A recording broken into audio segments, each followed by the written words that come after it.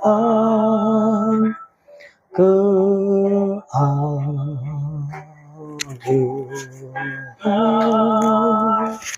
kepercayaan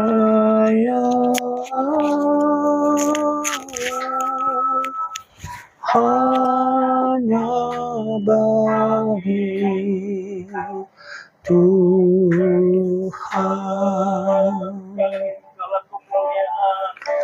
Segala kemuliaan hanya bagi Tuhan. Segala nikmat pujian hanya bagi Tuhan. Segalanya kemuliaan hanyalah bagi Tuhan. Segala kemuliaan keagungan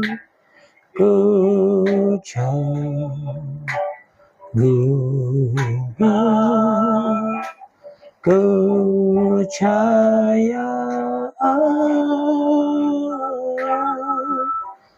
hanya bagi Tuhan.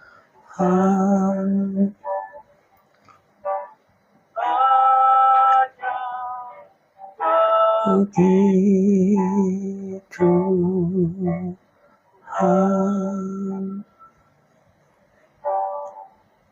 Segala pujian hormat, segala kemuliaan hanya bagi nama Tuhan Yesus. Haleluya. Amin. Baik, Bapak Ibu, saudara yang kasih Tuhan, karena tadi Pak Yusak sudah berdoa, kita akan langsung saja mendengarkan firman Tuhan. Shalom. Selamat malam Bapak Ibu, saudara yang dikasih Tuhan. Apakah suara saya jelas? Jelas ya. Baik, kita akan belajar satu kebenaran firman Tuhan malam ini Bapak Ibu. Saya akan siapkan slide-nya dulu.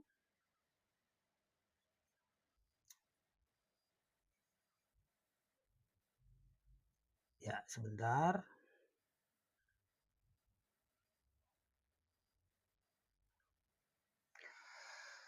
Ya, slide saya apakah sudah terlihat jelas? Sudah jelas? Oke, baik. Terima kasih.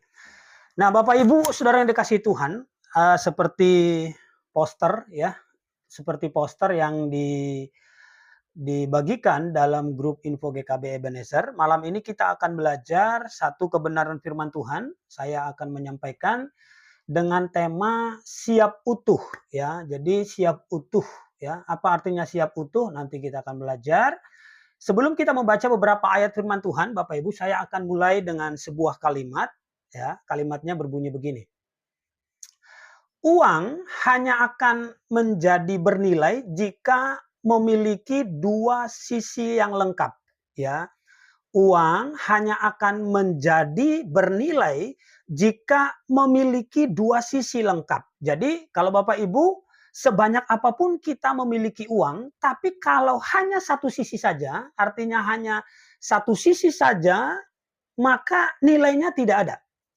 Uang itu, semua jenis mata uang di dunia selalu memiliki dua sisi. Nah, ini adalah gambaran kehidupan ya, bahwa kehidupan itu akan selalu memiliki dua sisi ya. Ada hak, ada kewajiban, ada baik, ada buruk, ada merah, ada putih, ada kiri, ada kanan. Nah, jadi kehidupan yang bernilai adalah kehidupan yang memiliki dua sisi. Nah, tetapi pertanyaannya adalah bahwa banyak orang atau mayoritas dari kita itu hanya siap dengan satu sisi. Ya, kalau kita dalam hidup ini disadari atau tidak, diakui atau tidak, kita itu cenderung siap hanya satu sisi. Kita hanya mau menjalani kehidupan itu satu sisi. Tetapi seperti mata uang, kehidupan ini tidak bisa dipungkiri, selalu akan memiliki dua sisi ini. Makanya saya memberikan tema itu siap utuh. Siap utuh artinya kita menghadapi sisi manapun, kita mau menjalani sisi manapun, kita harus siap. Makanya temanya adalah siap utuh. Nah, malam ini kita akan belajar dari satu tokoh Alkitab, ya, yaitu istri Ayub. Ya, istri Ayub. Ayub pasal 2 ayat 9 sampai ayat yang ke-10. Dikatakan begini Bapak Ibu. Maka berkatalah istrinya kepadanya, masih bertekunkah engkau dalam kesalehanmu, kutukilah Allahmu dan matilah. Tetapi jawab Ayub kepadanya, engkau berbicara seperti perempuan gila, apakah kita mau menerima yang baik dari Allah, tetapi tidak mau menerima yang buruk. Nah, perhatikan baik-baik Bapak Ibu, saya katakan tadi di awal, bahwa kehidupan ini akan selalu memiliki dua sisi. Apa yang dialami oleh Ayub ini, Ayub itu atau istri Ayub, dia hanya bersedia mengikut Tuhan, dia hanya mau percaya kepada Tuhan ketika hidupnya baik-baik saja. Ketika hidupnya limpah dengan berkat Tuhan, ketika dia mengalami pertolongan Tuhan, ketika semua perjalanannya baik, ketika anak-anaknya sehat, ketika semua hidupnya berjalan dengan kondisi yang baik, maka dia mudah percaya kepada Tuhan. Maka dia tetap beriman kepada Tuhan. Tetapi ketika Tuhan mengizinkan iblis mengambil apa yang dia miliki, kenyamanan yang dia miliki, istrinya langsung protes kepada Tuhan. Maksudnya protes kepada Ayub.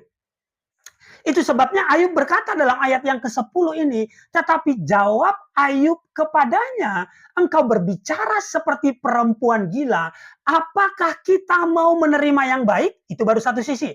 Apakah kita mau menerima yang baik dari Allah, tetapi tidak mau menerima yang buruk? Jadi dari ayat ini, dari kisah yang dialami oleh istri Ayub ini dan Ayub dan keluarganya, kita belajar bahwa kehidupan ini tidak selalu berjalan mulus seperti apa yang kita harapkan. Ya, dia bisa percaya kepada Tuhan, dia bisa beriman kepada Tuhan ketika semua berjalan seperti apa yang diharapkan. Tapi ketika Tuhan mengambil kenyamanannya, Tuhan mengambil harta bendanya, Tuhan mengambil kesehatannya, istri Ayub mulai tidak percaya kepada Tuhan. Nah, pelajaran yang saya mau sampaikan dari ayat ini, seringkali kita ini seperti istri Ayub. Kita itu hanya siap menghadapi kehidupan hanya dari satu sisi saja.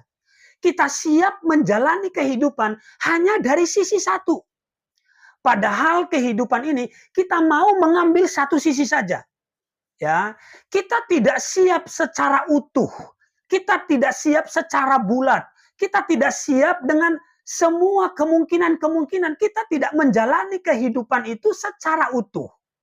Jadi Bapak Ibu, malam ini kita akan belajar 4 hal sederhana ya tentang keutuhan, ya. 4 hal sederhana tentang utuh, ya. Yang pertama Bapak Ibu saudara kasih Tuhan, saya berharap setelah kita belajar kebenaran ini kita punya perspektif atau paradigma yang baru dalam memandang kehidupan, bahwa hidup ini ada dua sisi. Dalam hal apapun selalu ada dua sisi, dan mau tidak mau kita harus siap dua sisi itu, ya. Yang pertama Bapak Ibu. Wah, ini sebentar, slide-nya hang. Oke. Yang pertama adalah utuh dalam mengikut Tuhan, ya, tulisannya tertutup di atas. Yang pertama adalah utuh. Nah, jadi dalam hal apa saja kita harus utuh? Yang pertama utuh mengikut Tuhan, ya. Utuh dalam mengikut Tuhan. Dalam mengikut Tuhan itu ada ketaatan tapi ada berkat. Saya mau tanya Bapak Ibu, kalau kita ditanya dari ketaatan dan berkat, kita mau yang mana?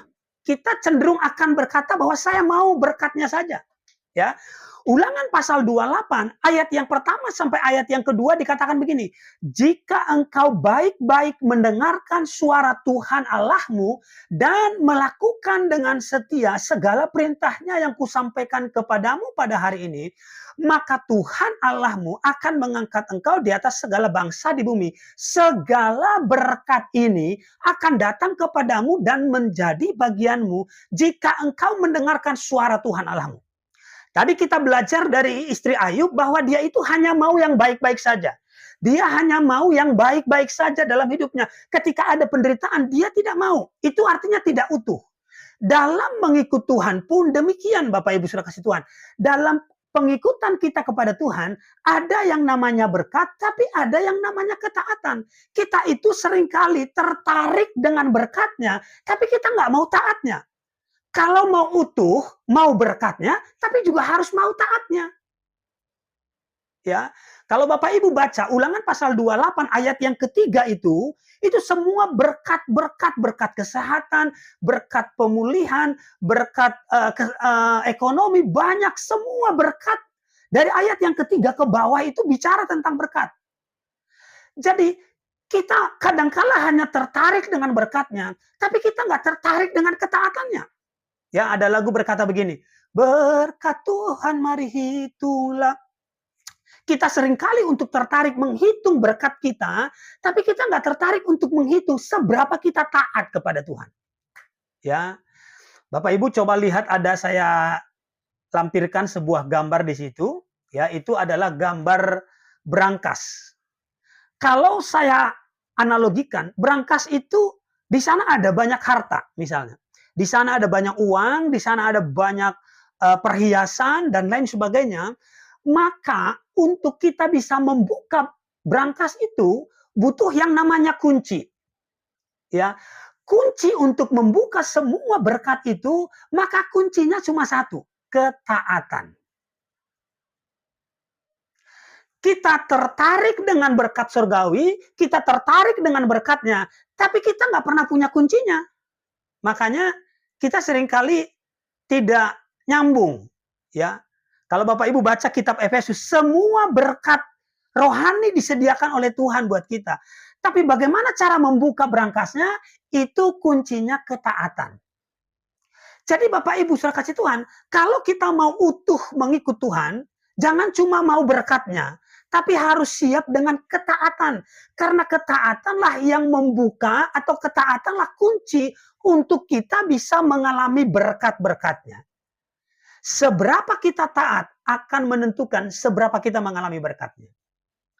Jadi kembali Bapak Ibu Saudara kasih Tuhan, siap utuh. Yang pertama, utuh mengikut Tuhan, siap juga taat supaya siap diberkati. Jangan hanya satu sisi. Saya mau mengalami berkat Tuhan, saya mau mengalami pertolongan Tuhan, tapi nggak pernah taat. Bagaimana mungkin kita bisa mengalami berkatnya tanpa ketaatan? Kunci untuk membuka, ya, dalam tanda petik gudang sorga, itu adalah dengan ketaatan. Selama saudara nggak taat, selama kita nggak taat, kita nggak akan pernah lihat di mana berkat itu dicurahkan dalam hidup kita. Ya, jadi ayat ini jelas buat kita, jika engkau baik-baik mendengarkan suara Tuhan Allahmu dan melakukan dengan setia. Berarti kuncinya adalah ketaatan. Ya, kuncinya ketaatan. Taat dulu, baru segala berkat ini datang kepadamu dan menjadi bagianmu jika engkau mendengarkan suara Tuhan Allahmu. Jadi, yang pertama Bapak Ibu, utuh mengikut Tuhan. Mengikut Tuhan itu jangan separuh-separuh. Kita mau berkatnya tapi kita nggak mau taatnya. Itu namanya nggak utuh. Harus utuh, siap dengan berkatnya, tapi siap juga untuk taat. Ya, kalau kita pelajari dalam Kejadian 12, waktu Tuhan meminta Abraham mempersembahkan Ishak di Gunung Moria, Alkitab berkata Tuhan memperhitungkan ketaatan Abraham. Artinya Tuhan menghitung ketaatan kita. Kita itu menghitung berkat kita, tapi Tuhan ternyata menghitung setiap ketaatan-ketaatan kita. Seberapa kita taat, maka akan menentukan seberapa kita menerima berkat Tuhan. Jadi sekali lagi Bapak Ibu, kunci untuk membuka berangkas sorga itu, kuncinya adalah ketaatan. Kalau saudara nggak punya kuncinya, bagaimanapun saudara nggak bisa buka sorga itu. Saudara nggak bisa buka berangkas surga itu. Kuncinya adalah ketaatan. Ya, jadi sekali lagi, seberapa kita taat akan menentukan seberapa kita mengalami berkat Tuhan. Jadi poin pertama, utuh dalam mengikut Tuhan, ketaatan dan berkat. Yang kedua adalah utuh dalam berkomunitas. Ya, kita di gereja itu, ya, kata lainnya adalah berkomunitas. Berkomunitas itu artinya kita punya komunitas rohani. Bapak Ibu, sebelum saya menjelaskan ayat ini, saya ingin kita melihat gambar ini. Coba lihat gambar ini. Ini adalah gambar tubuh manusia. Ya. Alkitab berkata bahwa kita ini adalah tubuh Kristus. Ya, kita ini adalah tubuh Kristus. Alkitab berkata dalam 1 Korintus bahwa kita ini digambarkan seperti tubuh Kristus. Apa yang terjadi? Coba lihat gambar ini Bapak Ibu. Apa yang terjadi jika ada satu bagian dari tubuh kita yang terpotong? Ya, Bapak Ibu lihat tangan saya. Apa jadinya jika tangan saya terpotong? Putus, lepas dari tubuh saya. Bagian yang lepas dari tubuh saya, tangan yang terputus ini lama-lama akan mati. Lama-lama tidak ada kehidupan. Lama-lama tidak bernyawa. Artinya, semua bagian tubuh yang terlepas dari tubuh saya, entah itu jari, entah itu tangan, entah itu kaki, semua bagian yang terlepas dari tubuh saya, maka itu lama-lama akan mati. Tidak ada kehidupan di sana. Tidak ada pertumbuhan di sana. Nah, dalam berkomunitas, itu ada dua hal yang harus kita pahami. Berkumpul dan bertumbuh. Saya katakan tadi bahwa semua bagian tubuh yang lepas dari badan saya lama-lama akan mati. Kita ini adalah tubuh Kristus. Kalau saudara mau terus bertumbuh, harus ngumpul dengan tubuh yang lain. Utuh dalam berkomunitas itu artinya harus berkumpul supaya bertumbuh. Kita itu mau bertumbuhnya tapi nggak mau berkumpulnya. Kita nggak utuh seringkali dalam berkomunitas. Kita mau bertumbuh tapi kita nggak mau berkumpul. Ya, sama seperti anggota tubuh tadi, itu harus ngumpul dengan anggota tubuh yang lain supaya apa? Supaya bertumbuh. Jadi berkomunitas kita harus utuh. Ya. Waktu saya belum di GKB, Bapak Ibu, di gereja saya yang lama dulu, ada seorang jemaat berkata begini sama saya. Pak Harapan, saya di gereja ini tidak bertumbuh, katanya. Lalu saya lapor kepada gembala saya bilang, si Anu berkata di gereja ini nggak bertumbuh Pak, gimana itu? Lalu gembala saya cuma bilang begini, ya bagaimana mau bertumbuh? Dia ibadah saja jarang. Ya, komsel hari Kamis jarang misalnya. Kalau kita mau bertumbuh, maka harus siap berkumpul. Kita itu ingin bertumbuh, tapi kita nggak mau berkumpul. Bagaimana kita mungkin mengalami pertumbuhan? Jadi utuh dalam berkomunitas itu harus mau berkumpul supaya bertumbuh. Ya, semua anggota tubuh yang terlepas dari badan kita, maka lama-lama akan mati. Jadi Bapak Ibu, kalau kita mau utuh dalam berkomunitas, siap berkumpul, tapi siap juga bertumbuh. Syarat bertumbuh adalah salah satunya adalah berkumpul. Ya, berkumpul maksudnya bagaimana? Berkumpul itu artinya di gereja kita waktu kita ngumpul adalah seperti hari Minggu. Ibadah hari Minggu, ibadah komsel hari Kamis, ibadah doa pagi hari Sabtu. Maka bagaimana caranya untuk bertumbuh? Harus berkumpul. Jadi poin kedua adalah utuh dalam berkomunitas. Jangan hanya mau bertumbuhnya, tapi nggak mau berkumpulnya. Tidak mungkin kita bisa mengalami pertumbuhan tanpa berkumpul. Itu sebabnya Ibrani pasal 10 ayat 25 katakan, janganlah kita menjauhkan diri dari pertemuan-pertemuan ibadah kita seperti dibiasakan oleh beberapa orang, tetapi marilah kita saling menasehati dan semakin giat melakukannya menjelang hari Tuhan yang mendekat.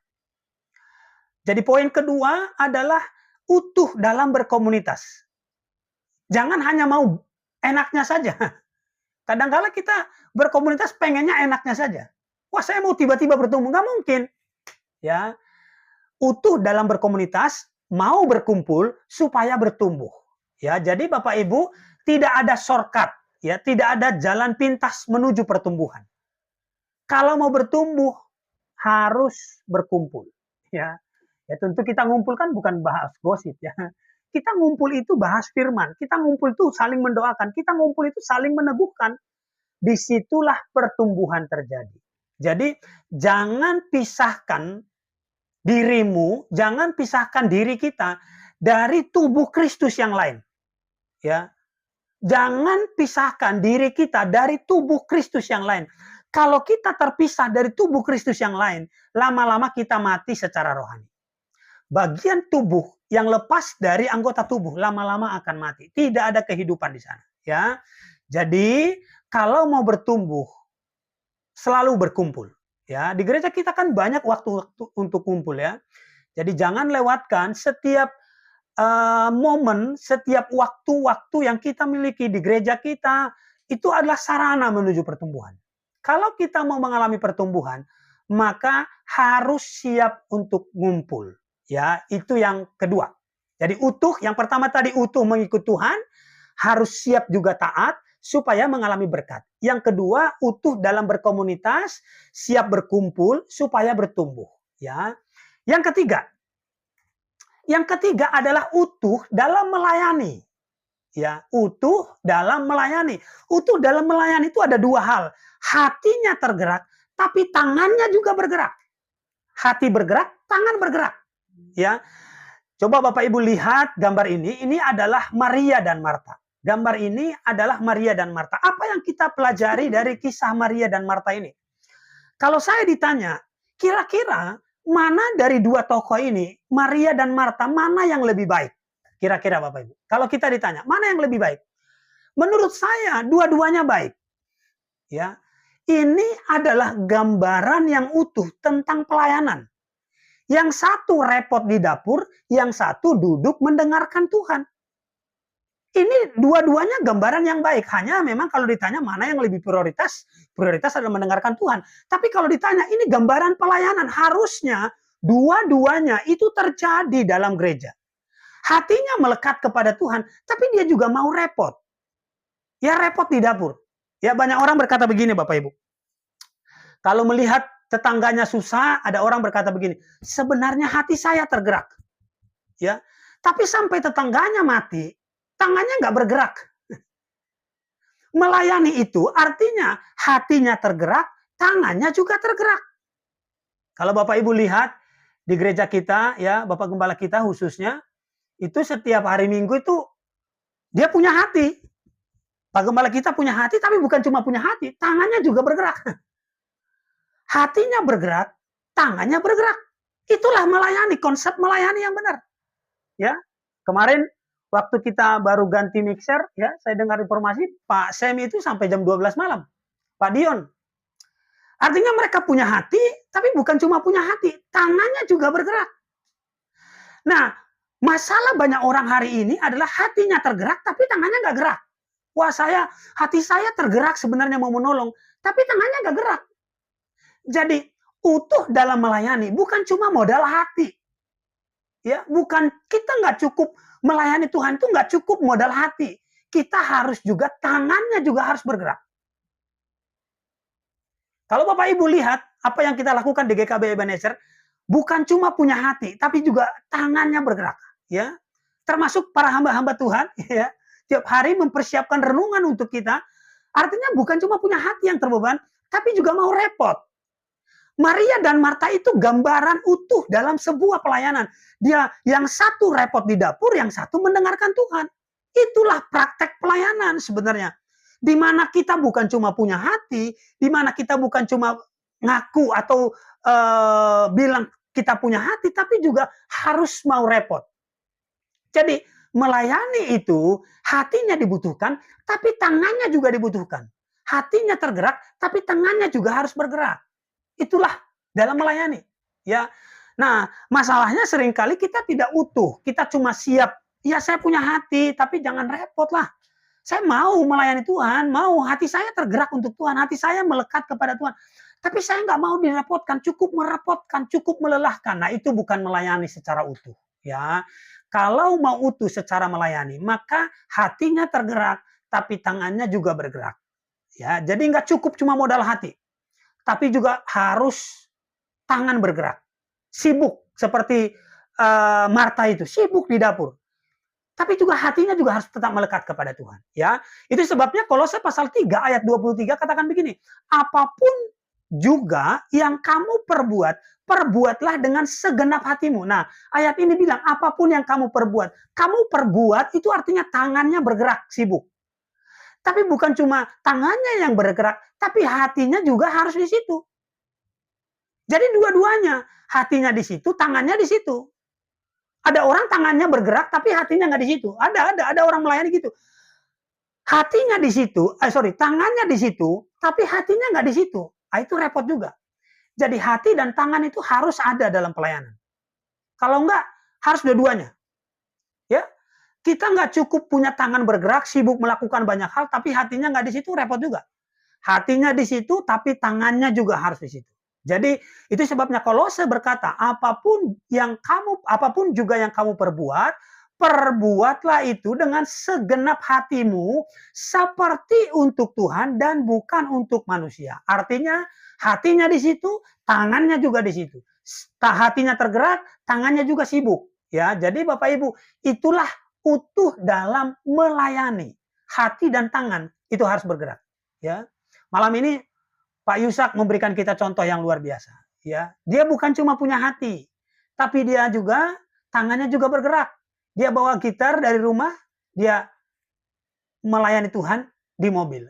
Artinya dia mau repot. Itu namanya dia mau repot. Bukan cuma punya hati, tapi dia juga mau repot. Dia bawa gitar itu kan lumayan mengganggu juga itu. Ya, dia main gitar di mobil, mungkin tadi juga penumpang, ya itu artinya dia punya hati, tapi juga tangannya bergerak. Nah, itulah keutuhan dalam melayani Tuhan. Jadi kita tidak cukup bermodalkan hati untuk melayani Tuhan, tapi juga harus tangannya harus bergerak. Ya, itu yang ketiga. Yang terakhir Bapak Ibu, utuh dalam memandang keluarga.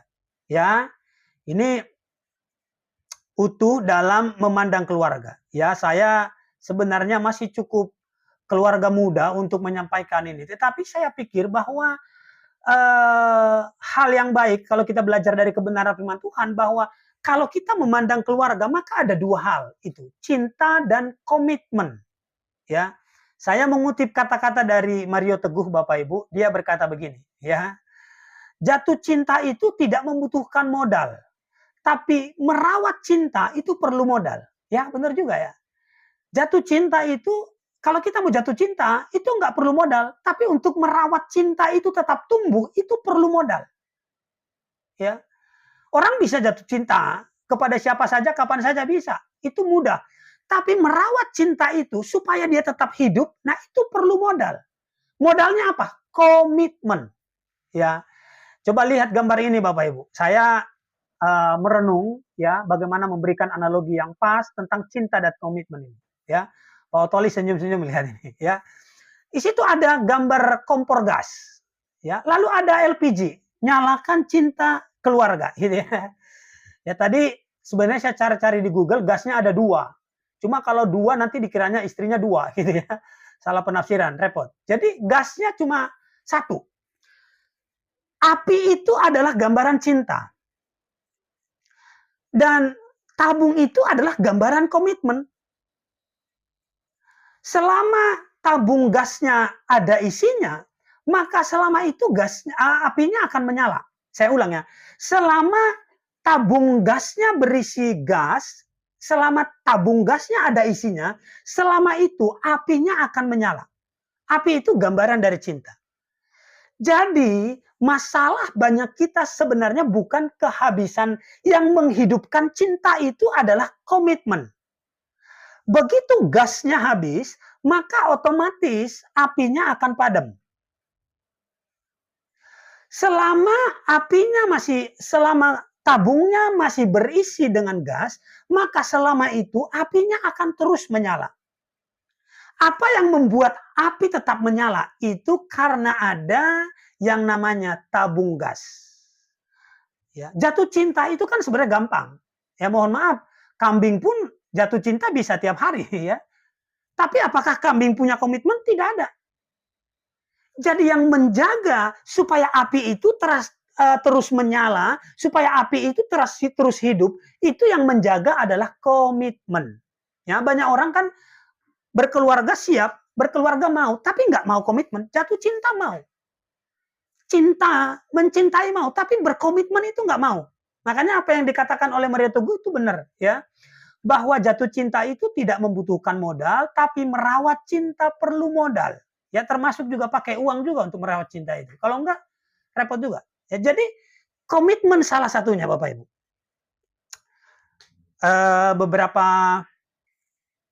Bulan lalu itu saya membahas tentang mujizat pertama di dalam perkawinan di Kana. Salah satu mujizat pertama yang dikerjakan oleh Yesus adalah dalam keluarga. Masalah dari keluarga di Kana itu adalah kehabisan anggur. Kehabisan anggur. Apa itu anggur? Tentu penafsirannya ada banyak. Tapi menurut saya, itulah realita hari-hari ini yang sedang terjadi dalam banyak keluarga, yaitu kehabisan anggur. Anggur itu bicara apa? Bicara sesuatu yang manis. Anggur itu bicara apa? Bicara kasih sayang. Anggur itu bicara apa? Anggur itu bicara tentang cinta. Masalah banyak keluarga hari ini adalah sudah kehabisan sesuatu yang manis. Kehabisan sesuatu yang indah. Kehabisan sesuatu yang kehabisan cinta. Kasih sayangnya mulai redup. Dan cinta itu hanya akan bisa terus terjaga kalau ada komitmen. Komitmenlah yang membuat cinta itu terus nyala. Ya, Bapak Ibu, saya melanglang buana, melanglang buana dari sejak kuliah itu saya pindah gereja berkali-kali. Saya ke gereja A, dari gereja yang penuh Roh Kudus, ya, setengah Roh Kudus, udah macam-macam gereja saya datangin. Dan di gereja kita itu uniknya apa? Memang gereja-gereja yang saya jalan itu banyak mujizat-mujizat yang terjadi, ada kesembuhan, ada apa, macam-macam. Tapi yang unik dari gereja kita adalah gereja kita itu, kita punya gembala yang sangat-sangat luar biasa dalam memberikan pengertian ini. Artinya, apa yang membuat gembala kita bersama dengan ibu gembala itu sampai hari ini mereka saling mencintai, itu komitmen. Saya percaya itu komitmen. Kalau kita menikah hanya modal cinta, cinta itu kan kadangkala itu dipompa, itu kan didrive oleh apa? Wajah, ya. Karena penampilan, lama-lama wajah istri kita redup, ya kan? Lama-lama uban mulai muncul, kadangkala cintanya berkurang. Tapi kalau cinta itu dihidupkan oleh komitmen, maka apinya terus menyala. Jadi banyak orang mau membangun keluarga, dia mau cinta tapi nggak mau komitmen. Dia mau jatuh cinta tapi dia nggak mau terus komitmen. Yang kita butuhkan hari ini adalah bagaimana keluarga itu terus di dalamnya ada komitmen. Ya, komitmen itu sederhananya begini Bapak Ibu. Komitmen itu saya sering mengulang-ulang ini. Saya dulu waktu kuliah pernah jalan-jalan ke Ancol, saya ke Ancol lalu naik Histeria. Histeria itu yang wahana di Dupan itu. Saya ke sana Bapak Ibu. Waktu saya duduk di Histeria itu, ya, waktu saya duduk di situ, saya sebenarnya rada-rada takut, rada-rada khawatir. Ini nanti gimana gitu. Begitu histerianya naik ke atas dan itu dibanting ke bawah naik ke atas, begitu saya masuk duduk di situ, saya tidak bisa hentikan itu sampai permainan selesai. Itu namanya komitmen. Itu saya mau mabok, mau muntah-muntah, itu akan terus sampai gamenya selesai. Itu komitmen. Begitu saya bilang saya mau naik Histeria dan itu diangkat ke atas, itu sampai selesai dia akan terus banting-banting itu. Itu namanya komitmen. Artinya saya sudah memilih untuk saya ikut game itu dan saya ikut wahana itu sampai selesai baru saya turun. Itu komitmen. Tidak bisa dihentikan. Nah, itulah komitmen. Tidak peduli saya muntah di situ, tidak peduli saya sakit kepala di situ, tidak peduli saya pusing di situ, saya harus ikut sampai selesai. Begitulah berkeluarga. Membangun keluarga itu artinya kita komitmen. Jadi masalah banyak orang di luar sana adalah kehabisan sesuatu yang manis, kehabisan anggur. Jadi kita harus utuh dalam memandang keluarga, bukan cuma mau jatuh cinta, bukan cuma hidup dalam cinta, tapi juga komitmen. Ya, jadi Bapak Ibu, saudara dikasih Tuhan, kita belajar 4 hal sederhana malam hari ini, bagaimana kita siap utuh, harus utuh. Ya, yang pertama tadi bahwa utuh dalam mengikut Tuhan. Kita harus siap dengan berkatnya, tapi juga harus siap dengan ketaatannya. Jangan cuma mau berkatnya, tapi nggak mau taatnya. Yang kedua, utuh dalam berkomunitas. Siap ngumpul. Harus mau ngumpul kalau mau bertumbuh. Jangan salahkan gereja kalau nggak mau bertumbuh. Sementara lu-nya nggak mau ngumpul. Nah, itu namanya ada yang error di kepalanya. Ya, kalau mau bertumbuh, ngumpul. Ya. Yang ketiga adalah utuh dalam melayani Tuhan. Kalau mau melayani Tuhan, itu jangan cuma modal hati. Tapi juga tangan harus bergerak. Ya, hati dan tangan itu harus bergerak. Ada waktunya kita jadi Maria, tapi juga ada waktunya kita jadi Marta, sibuk, repot, ya. Lalu yang keempat adalah utuh dalam memandang keluarga. Jangan cuma mau cintanya, tapi juga harus mau komitmennya. Ya, karena kalau tidak utuh dalam keluarga, makanya banyak pada akhirnya kan selesai di tengah jalan. Ya, karena apa? Tidak cukup. Cinta saja tidak cukup, harus ada komitmen. Komitmenlah yang menghidupkan api nyala cinta itu terus ada. Ya, apa yang membuat komitmen? Komitmen kepada siapa? Komitmen kepada Tuhan. Ya, jadi ada 4 hal sederhana yang kita pelajari malam hari ini, Bapak Ibu. Semoga memberkati kita dan shalom. Saya serahkan ke hambanya. Terima kasih.